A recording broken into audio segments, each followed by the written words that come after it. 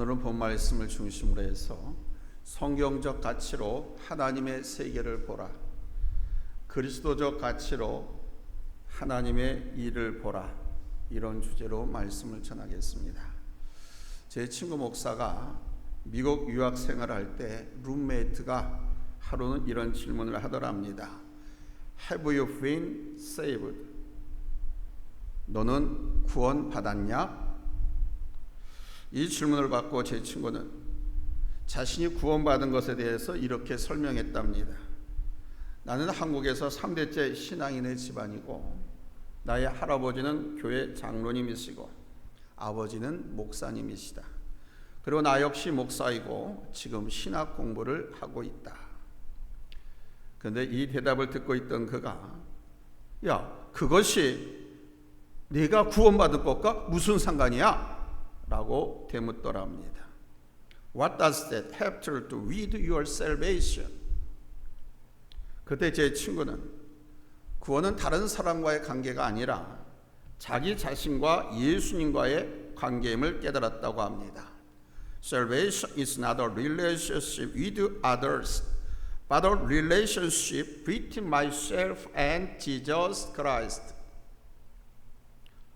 우리 안에는 은연중에 세상 전통과 문화 속에서 형성된 사고방식과 가치가 남아있어서 그것으로 어떤 일이나 사건을 보고 판단하고 또 그것을 옳다고 여기면서 살아가는 경우가 많이 있습니다. 우리는 하나님의 백성이고 예수 그리스도의 사람입니다. 맞습니까? 맞습니까? 그렇다면 그리스도적 가치와 시각 안에서 보고 분별하고 살아야 하는데 그보다는 세상적 종교적인 틀에 매여 있는 경우가 얼마나 많이 있습니까? 첫 번째 대지입니다. 따라서 우리는 세상적 가치로 하나님의 세계를 보지 말아야 합니다. 많은 성도들이 여전히 세상적인 가치로 하나님의 세계를 보려고 하는 경향들이 있습니다. 성경에도 보면 종종 그런 모습이 드러납니다. 사도행전 8장에 보면 빌립 집사님이 사마리아에서 전도할 때 기적이 막 나타나고요. 사람들이 복음을 받아들이고 예수를 그리스도로 믿고 세례를 받았습니다. 이 소식을 듣고 예루살렘에 있는 사도들이 베드로와 요한을 그곳에 내려보냈습니다. 베드로와 요한이 사마리아에 내려보니까 많은 사람들이 복음을 듣고 예수를 믿었지만은 아직 성령의 강력한 역사를 체험한 것은 아니라는 사실을 알았습니다. 그래서 베드로와 요한이 그들에게 안수했습니다. 베드로와 요한이 그들에게 안수했더니 성령 충만한 역사가 나타나기 시작했습니다.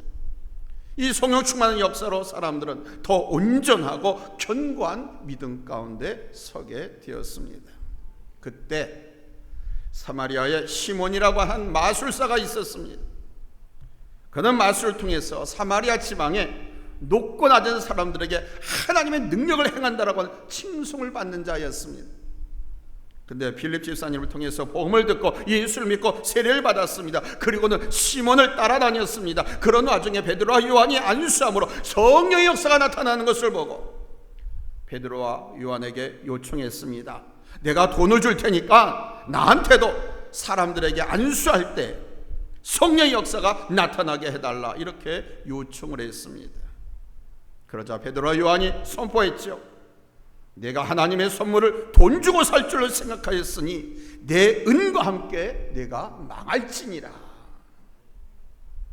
비록 그가 복음을 듣고 예수를 믿고 세례를 받아서 그리스도인이 되었지만 여전히 그의 사고방식과 가치 세계는 세상적이었던 것입니다.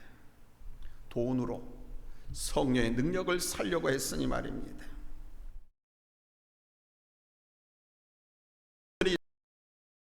세상의 가치 기준을 돈으로, 가격으로 환산하는 사고방식입니다.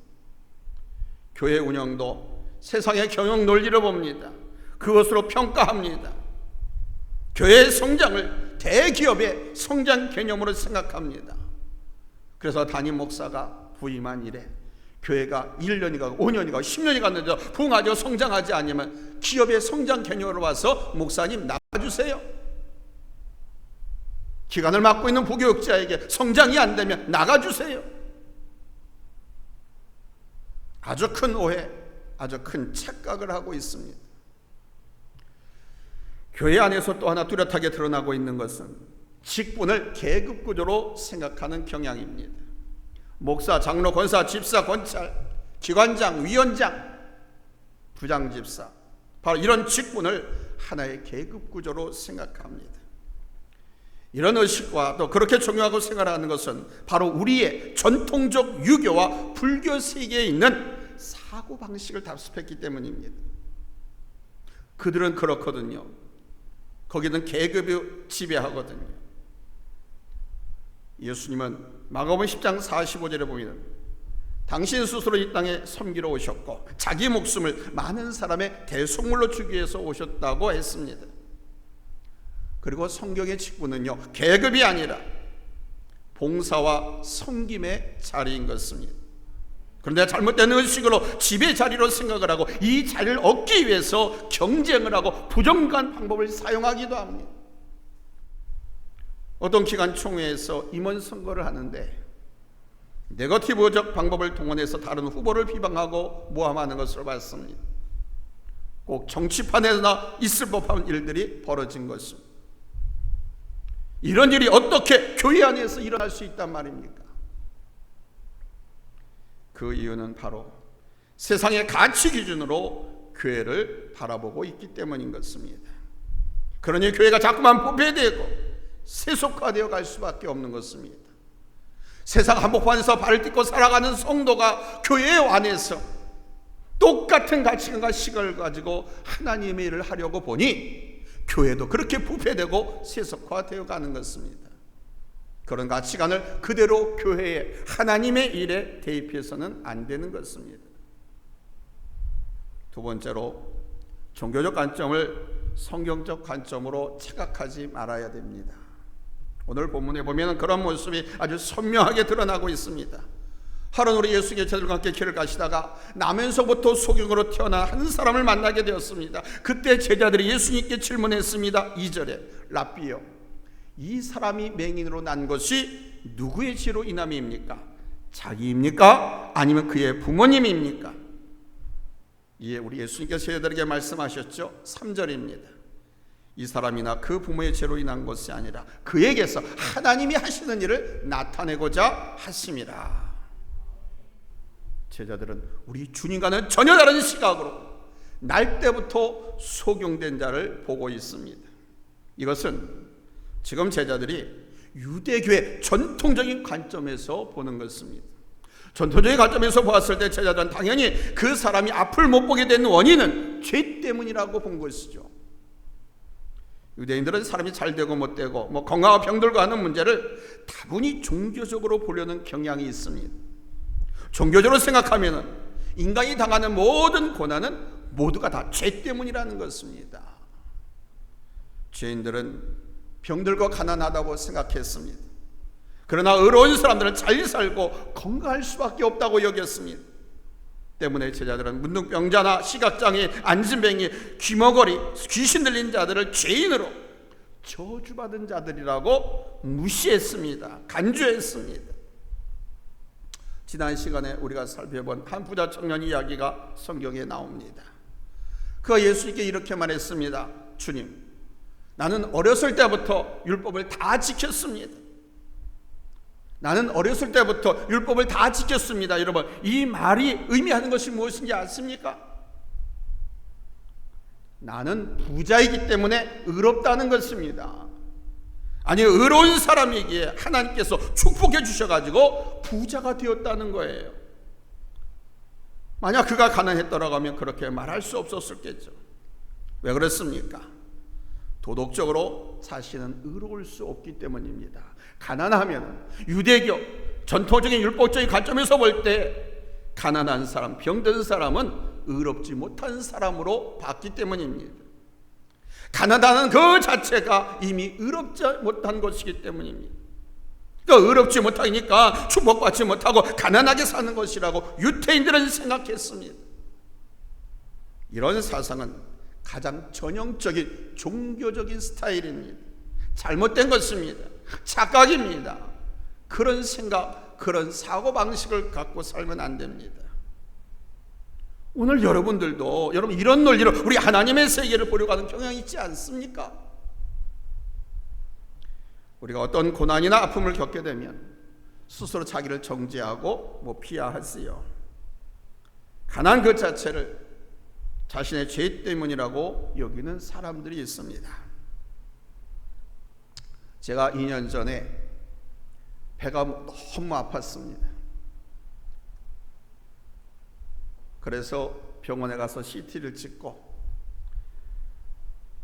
봤더니 담관과 담낭에 이상이 있었습니다. 담낭을 1차로 제거하는 수술을 했습니다. 일주일 동안 병원에서 입원 치료를 하고 퇴원을 했습니다. 그런데 그 병원에서 급하게 연락이 왔습니다. 목사님 빨리 오세요. 왜요? 그랬더니 왼쪽 신장 위쪽에 종양이 발견됐습니다.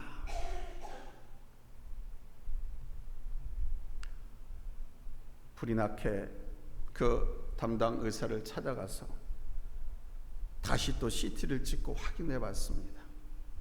왼쪽 신장 위쪽에 1cm 종양이 확실했습니다.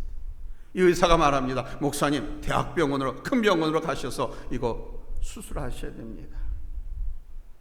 그러면서 목사님 걱정은 하지 마세요. 서두르진 않아도 될 것 같습니다. 1cm밖에 안 되니까요. 그런데 저는 그 의사의 그 말을 듣고 얼마나 자괴감이 들었는지 모릅니다. 목회자에게 어떻게 이런 일이 일어나는가? 하나님, 당신의 일을 하는 나에게 왜 이런 일이 일어나는가? 내가 하나님 앞에 너무 큰 죄를 지었구나. 교회를 텅 빈 교회로 하나님의 성도들에게 다 상처를 주고 다 쫓아내고 하나님의 영광을 가리우는 일을 해가지고 내가 벌을 받는구나, 이런 생각했습니다. 하나님의 영광을 드러내고 주의 복음을 증거해야 할 종이 이제 사람들에게 손가락질 받고 욕을 먹겠구나 하는 그런 두려움이 앞섰습니다. 내 죄 때문에, 나의 허물 때문에, 나의 사역의 실패 때문에 하나님께서 나를 이렇게 징계하시는구나, 하나님의 심판이다라고 생각했습니다. 그래서 엄청 두려웠습니다. 고대병원에 가서 CT를 찍었습니다. 역시 1cm가량 확실했습니다. 그런데 이 의사가 저를 안심시켜 주더라고요. 목사님, 걱정하지 않으셔도 됩니다. 1cm밖에 안 됩니다. 1cm밖에 안 됩니다라고 하면서 나를 위로하더라고요. 나는 그 종양, 암덩어리 자체가 두렵고 떨리는데 한 1년 동안 치료하고 1년 후에 다시 또 검사를 하기로 했습니다. 그런데 하나 앞에 기도를 하는데 어느 날 온몸이 확 달아옵니다. 뜨겁게 달아오고 온몸이 화끈화끈거렸습니다. 근데 그 순간에 이런 확신이 왔습니다. 어떤 사람은 암에 걸려서 죽을 병에 걸렸었는데 하나 앞에 기도했더니, 하나 앞에 뜨겁게 기도했더니 온몸이 막 뜨거워지면서 암덩어리가 빠져나갔다, 녹아서 빠져나갔다, 그런 간증 들은 것이 생각이 나는 거예요. 그러면서 야, 나도 고침받았다, 이게 빠져나갔나 보다, 그런 막 확신이 왔어요. 그래가지고 그날 수요일이었었는데 우리 김정희 권사님을 모시고 오면서 이 이야기를 했어요. 그리고 금요일날 다시 가서 검사하기로 했던 날입니다. 저는 몸이 너무 가볍고 마음이 너무 기뻤습니다. 고침받았다라고 하는 확신이 생겼습니다. 검사했습니다. 목사님, 없어졌네요. 안 보입니다. 아멘. 여러분, 남의 일이니까 별로죠. 여러분들은. 저는 정말 지옥에서 살아 빠져나온 그런 느낌이었습니다. 진짜 CT를 봤더니, CT를 이렇게 보고 저렇게 보고 다 뒤져봤는데도 여러분, 이게 없는 거예요. 할렐루야.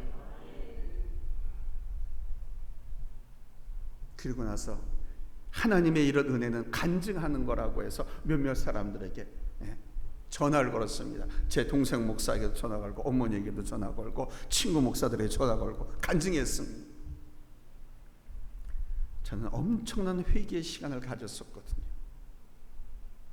하나님, 한 번은 양쪽 눈을 다 그렇게 멀게 하시다가 고쳐주셔서 다시금 목회하게끔 용기를 주시더니, 사실 암이라고 하는 종양 판정을 받았을 때는 이제서 말합니다. 정말 다 무너져 내린 것 같았습니다. 내 죄가 그렇게 컸던가? 하나님이 그렇게 진노하셨는가? 하나님은 마지막에는 나 몸을 치는 거거든요. 주변의 물질, 환경, 자식, 딴 사람을 했는데도 깨닫지 못한 마지막에는 나를 치는 거거든요. 엄청난 회개의 시간을 가졌습니다. 그러나 결론은 하나님께서 고쳐주셨습니다. 그리고 또 이달 마지막 주일서부터 이틀 동안 또 모든 걸 준비해가지고 이제 한 번 더 검사를 맡으러 갑니다. 여기서 없어지면 이제 깨끗이 나은 판정을 받는 거예요. 우리 교회 한 권사님이 있습니다. 이분은 평생 가난하게 사셨습니다. 아들을 장가 보냈는데 그만 이 아들의 술 때문에 아내가 견디지 못하고 가출했습니다. 아들 하나 달랑 놔놓고 하나밖에 없는 아들이 혼자 그 아들을 키우면서 노동일을 했습니다. 이 권사님은 병들고 꼬부라진 상태로 그 손자의 뒷바라지를 하고 계셨는데 하루는 이분이 저한테 이렇게 말했습니다. 목사님, 내가 무슨 죄가 많아서 평생 이렇게 사는지 모르겠습니다. 내가 무슨 죄가 많아서 평생 이렇게 사는지 모르겠습니다. 여러분, 이게 무엇을 의미하는 것입니까? 잘되면 어려운 것이고 축복이라고 생각합니다. 그러나 잘못되거나 뜻대로 되지 않으면 죄 때문이라고 생각하는 겁니다. 이런 생각과 시각이 여러분 우리 안에 깊이 깔려 있지 않습니까? 그러나 여러분, 이런 사고는 아주 부정적이고 종교적인 시각입니다. 아주 잘못된 위험한 사고입니다. 그런 생각을 가져서는 안 됩니다.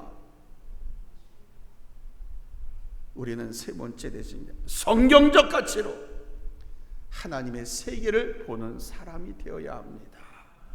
성경적 가치로 하나님의 일을 볼 줄 아는 그리스도인이 되어야 합니다.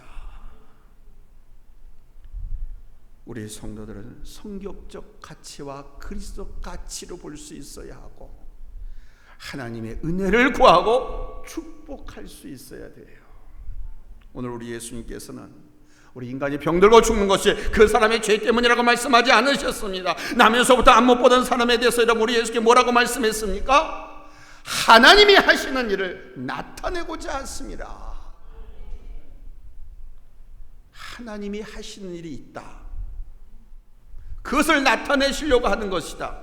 이렇게 보는 것이 성경적 관점이고 그리스도적 관점이라는 것입니다. 제자들은 유대교의 전통적 방식으로 생각하고 예수님께 질문했습니다. 저들은 자신의 생각이 옳은 줄 알고 당연히 그에 걸맞는 대답을 기대했을 것입니다. 그런데 우리 주님은 전혀 다르게 대답하셨습니다. 하나님이 하시는 일을 나타내고자 했습니다. 우리 한번 합시다. 하나님이 하시는 일을 나타내고자 했습니다. 여러분, 우리 앞에 있는 좋은 일이든 나쁜 일이든 인생의 모든 것을 여러분 하나님의 경륜과 섭리로 볼 수 있기 바랍니다. 그래야만 우리 주님의 은총에서 벗어나지 않을 수 있습니다. 그래야만 감사합니다. 감사의 신앙을 잃어버리지 않을 수 있어요. 그래야만 여러분 믿음으로 인내하면서 승리하는 성도가 될 수 있는 것입니다. 사도 바울은 아주 심한 안질과 함께 간질병이라고 하는 육체의 가시를 갖고 살았습니다.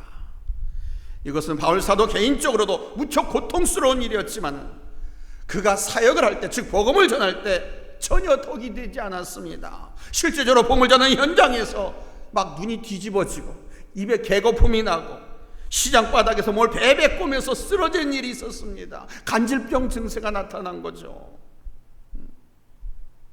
요즘 이 간질병 걸린 사람들이 별로 많이 없습니다. 그런데 가끔 가다 보면은 간질병 환자 중에서 교회에서 지랄하는 사람들이 있어요. 지랄병이 간질병인 것입니다.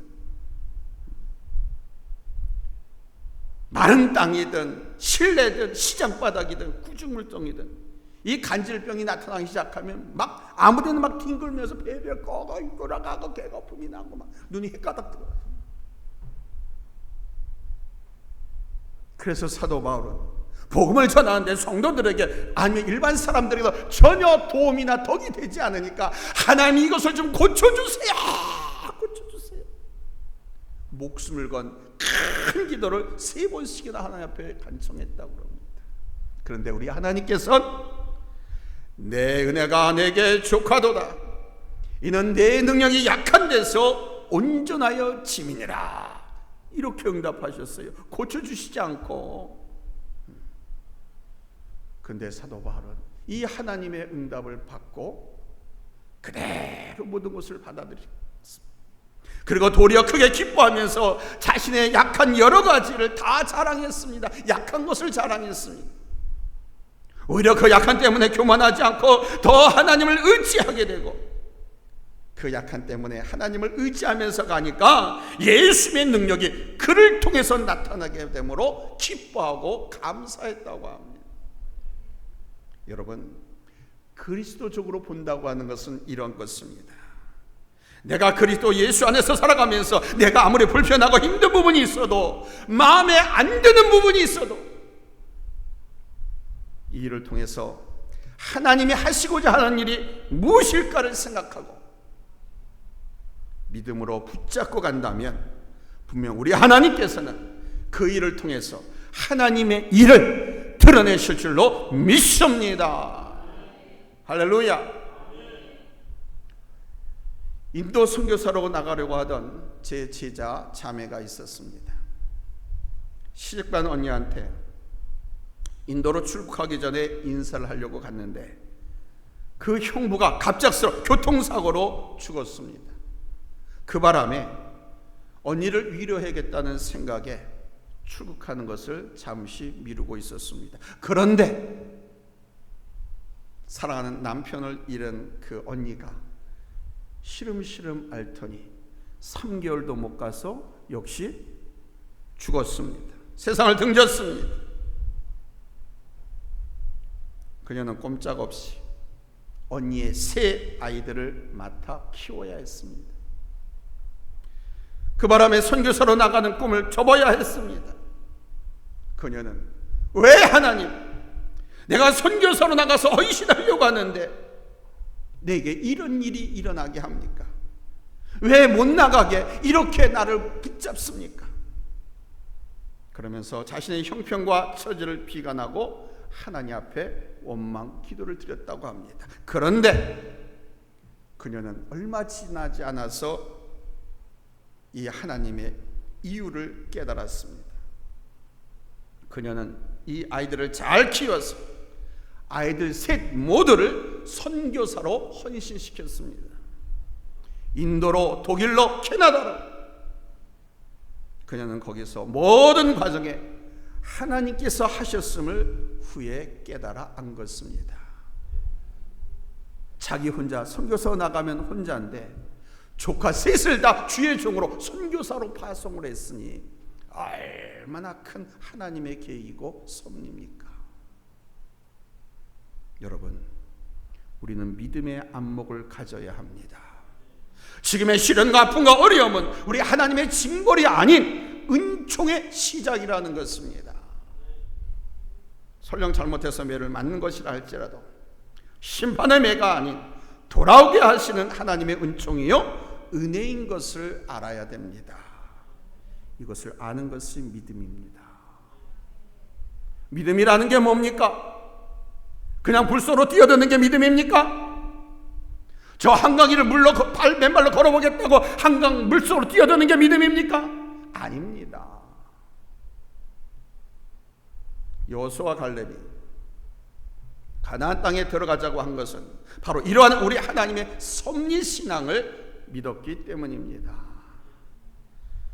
그 믿음이 바로 가나안 땅을 두려고 떨리는 땅이 아니라 하나님께서 주시는 젖과 꿀이 흐르는 축복의 땅으로 본 것이죠.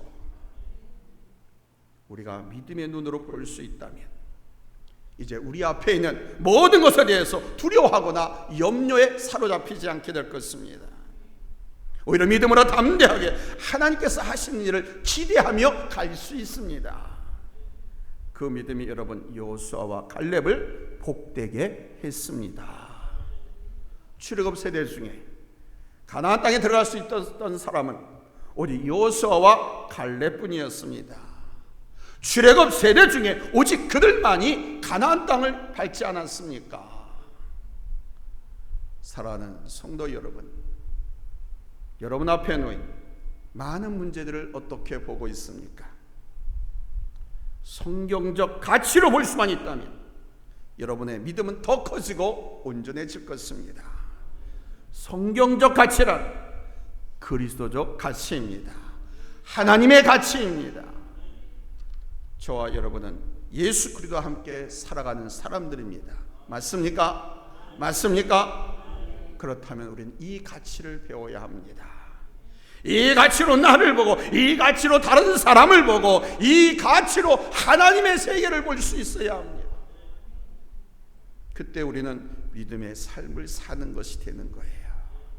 그리고 자유할 수 있습니다. 또한 여러분을 통해서 여러분 하나님의 일과 하나님의 영광이 나타나게 될 것입니다. 여기에 우리 하나님의 사람들에게 베풀어지는 엄청난 축복이 더해지는 거예요. 오늘 본문에 남에서부터 앞을 못 보던 사람이 눈 뜨는 것이 그 어떤 것보다도 큰 축복이었듯이 우리에게 이루어지는 하나님의 일은 가장 값진 축복이 아니겠습니까? 이 축복의 은혜가 오늘 예배의 성공이신 여러분들에게 더 크게 임하기를 예수님의 이름으로 축복합니다. 할렐루야.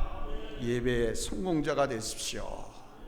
예배의 성공에서 예수 그리스도의 시각, 하나님의 시각, 하나님의 가치, 성경적 가치, 성경적으로 볼 수 있는 눈, 하나님의 마음으로 볼 수 있는 그 눈, 그 가치관, 그 세계를 소유하십시오. 그러면 여러분은 하나님이 엄청난 세계를 차지하는 하나님의 자녀가 될 것입니다. 기도하겠습니다.